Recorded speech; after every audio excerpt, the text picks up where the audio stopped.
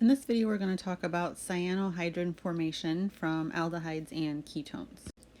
So to start off, we need to define what a cyanohydrin is, and this is going to be a carbon that has an alcohol group and a cyano group, and the other two groups are then carbon and or hydrogen combinations. So a few things about this reaction: it is reversible. It is base catalyzed.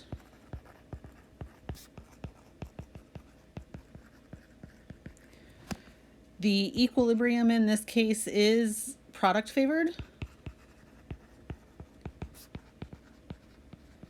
So that means it is a decent reaction. You will get the desired results. And here it's also considered a good intermediate reaction because that cyano group can then be reduced to an amine or hydrolyzed to a carboxylic acid. So if you are trying to get to either an amine or a carboxylic acid from a particular aldehyde or ketone, this could be a process for getting there, because this does add a carbon to the original structure. Let's look at a specific example here. So if we have a ketone or an aldehyde, what's going to happen is you're going to have the HCN and you're going to mix it with some kind of base so that we can deprotonate that HCN. And what we produce from this is that anion, which becomes our nucleophile. So this is the base catalyzed part. We have to have that base present to first deprotonate the hydrogen cyanide. This is going to be the nucleophile that attacks the electrophilic carbon, kicks up those pi electrons. We form our tetrahedral intermediate. And we will then protonate that oxygen with the HB that we're also forming here in this first step, right? So we've protonated that base. So now we can remove that proton and reform our base catalyst and get our final cyanohydrin product. So the OH and the cyano group on the same carbon.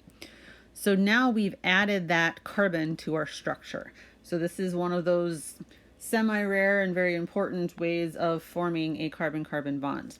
So now that we have that new bonds, we can do a couple of different things.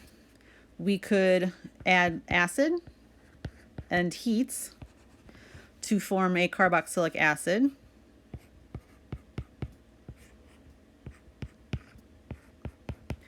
We could reduce the cyano group and we can use lithium aluminum hydride.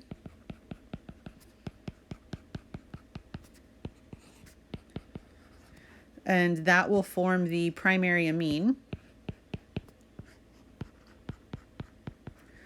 So again, that cyanohydrin formation, if you're not looking for the cyano group in particular, but are looking to form a carboxylic acid adjacent to an alcohol or an amine adjacent to an alcohol, plus that added carbon in both cases, this cyanohydrin formation is a good intermediate reaction for doing so.